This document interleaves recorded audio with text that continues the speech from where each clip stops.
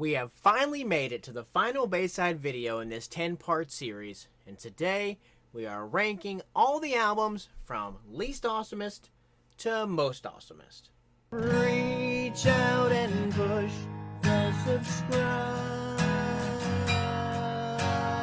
button. How's it going, everyone? My name is Brad, and I started this channel because I had no one left around me to talk to about music that rocks.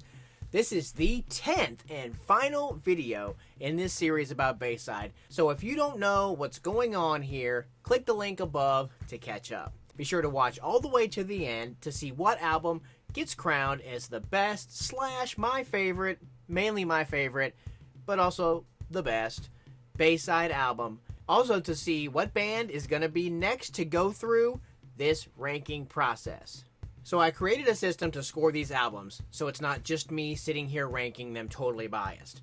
I did not know what the results were going to be until I started writing these notes. We will do them in reverse chronological order, just like I reviewed them. And here's the point system. Every album is going to get a number of points for the percentage of the album's songs that made it into the final ranking video. So if there's 10 songs on an album and 4 songs made it in, they get 40 points. Secondly, an album will get points based off of where each song that made it into the rankings landed. So like there were 31 songs in the ranking list. So the number one best song would get 31 points, whereas the 31st best song would only get 1 point. Does that make sense? Hope so. Nextly, an album will lose 5 points if it has a song that I regularly skip over, like every single time. It's still pretty good, but I just skip over it to hurry up to get to a better one. And lastly, an album will lose 15 points for songs that suck. And there aren't very many. Now let's do this! First we have Interrobang. Interrobang had 2 songs that made it into the top 31, and so it gets 20 points for that. The songs were White Flag, that got 16 points, and Interrobang got 23 points. Interrobang has 0 songs that I skip, and 0 songs that suck, which gives it a 59. Next, we have Vacancy. Vacancy had 1 song out of 11 that made it into the final rankings video, so it got 9 points for that. The song was pretty vacant, and it got another 9 points for its placement on that list. I skip the Ghost, so it gets -5 for that, but it doesn't totally suck. But Vacancy didn't fare great in this system, and it got a 14. Next, we have Cult. It had 2 songs that made it out of 11, so it got 18 points. Those songs were Time Has Come, which got it 14 points, and then Pigsty, which was very highly ranked. I think it was 7th, which made it get 25 points for Pigsty. I'll skip Something's Wrong pretty much every time, so -5 for that, but nothing on this album is trash, which gives it a 52. Doing much better in this system was Killing Time. Half of its songs made it onto the ranking, 5 of 10, so it gets 50 points for that. The songs were Wrong Way, which gets 4 points for its placement, The New Flesh, which got 10 points, Sick Sick Sick, which got 12 points, Already Gone, which got 18 points, and Killing Time, which got 20 points. I pretty much skip On Love, On Life every single time because I just want to get to the last song so badly. So I lost 5 points for that, and I absolutely despise Mona Lisa. It's not a secret, so I lost 15 points for that. Still did okay, got a 94. Next, we have an album that is extremely near and dear to my heart. We'll see how it did, and that is Shudder. Half of Shudder's songs actually made it onto the list, 6 of 12, so it got 50 points for that. The songs were I Think I'll Be Okay, so it got 2 points for that, for its placement. Rochambeau, Rock, Paper, Scissors gave it 6 points. Ghost of St. Valentine gave it 13 points. What and What Not gave it 17 points. Boy gave it 22 points. I Can't Go On, which is my favorite song out of all of them, got 31 points. I skipped Demons pretty much every single time I listened to it, so it lost 5 points for that. And then Howard is awful, so it lost 15 points for that, giving it a 121. Next, we have Walking Wounded. Walking Wounded did not do as well as I expected to in this system. 4 of its 12 songs for 33 points made it into the final rankings. Those songs were Landing Feet First for 3 points, I for 5 points, Choice Hops and Bottled Self-Esteem for 24 points, and lastly, ranked 5th in the rankings was Walking Wounded for 27 points.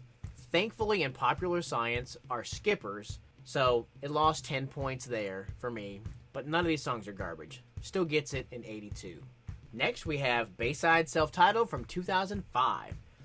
4 of 11 songs made it for 36 points. This is where it's crazy, though. Blame It on Bad Luck was the lowest ranked song from this album on the list, and it got it 19 points. I think it was ranked like 13th or 14th. Tortures of the Damned got it 21 points. I think that was 11th. Montauk got 26 points, and then Devotion and Desire got it 30 points. And this album has nothing that I feel the need to skip every single time, which gave it a 132.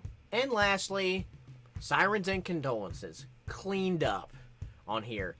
Kind of interesting the way it's stacked up. 7 of the 11 songs made it on here for 64%. So it got 64 points for that. And I actually just realized when I was doing it that it's actually the first 7 tracks on the album. Kind of weird. Alcohol and Altar Boys got it 1 point. Poison in My Veins got it 7 points. Talking of Michelangelo got it 8 points. Phone Call from Poland got it 11 points. Masterpiece got it 15 points. And then it racked it up in the top 4. Because Synonym for Acquiesce got 28, and How to Fix Everything got it 29. Nothing sucks on this album whatsoever, but I do skip Kellum and Just Enough to Love You, so it lost 10 points there, which gave it a 153. And this will be our final album ranking. Number 8, Vacancy with 14 points. I could totally see this one competing more strongly over time. There's a couple on here that I would like to see on future lists, especially 2 Letters and Not Fair, but here we are. For number 7, Cult, which I honestly thought was going to fare a little bit better. Got 52 points. I would like to have had The Whitest Lie make the final list. That could have pushed Cult into the 6th spot. The Cult has so many solid songs. I love it. Number 6 is going to be Interrobang with 59. In an expanded list, Prayers would likely have made the final cut, and Walk It Off almost received a skip, but this album is short and moves so fast, you really shouldn't be skipping anything here. Then for number 5, we have Walking Wounded with 82. Walking Wounded really needed another song to squeeze into the finals, and probably Carry On should have made it into the list, but that wouldn't even have been enough, though, to make it the 4th best album. What really would have saved this is if it had less songs. I mean, if it had 10 songs and left off Popular Science and Thankfully, this would be in 4th place with a 99. But it's not, because in 4th is Killing Time with 94. Mona Lisa is such an ear sore. I cannot stand this song. Killing Time was the first album in these rankings to have 5 songs make it into the top list. Half this album made it, which is crazy. Number 3, Shudder with 121. My personal favorite Bayside album at 3rd is proof that I didn't rig this album ranking. Shudder just means so much to me. Lyrically, it is so rich and underrated. I'm so proud to have it at 3rd. Number 2, with 132 points, is Bayside Self-Titled 2005. This benefits from being extremely top-heavy. This album has a very clear, awesome half of the songs, and a very clear, just pretty good half of the songs on it. Even though it only had 4 songs make it into the final rankings, all 4 of them made it into the top 13 of 31. Fun fact, this album actually connects with me emotionally the least of all the albums, yet still lands at number 2. And for number 1, it's Sirens and Condolences. In pretty convincing fashion with 153 points, comes in first. Funny thing, even though it had 7 of its 11 songs make the finals, only 2 of those songs made the top half of the rankings. This album and Shudder are clearly my favorite albums. I'm sure it showed in the song ranking videos for each of those, but I was getting nervous when I started tallying this one up, thinking it might come in second. But it's not. It's the best. And there you go. That is going to be my final album ranking for Bayside, and will conclude this 10-week series, at least until they put out another album. Then we'll have to re-rank these. It has been a ton of fun, and it's going to be very strange to start listening to something besides Bayside, because next I will be ranking All Time Low. I will be ranking them in the same backwards chronological order, so my next video will be my song ranking and review for All Time Low's 2020 album, Wake Up Sunshine. Quite the tonal shift from Bayside, and I am stoked. Thank you so much for watching, but remember, whatever you do, don't be normal.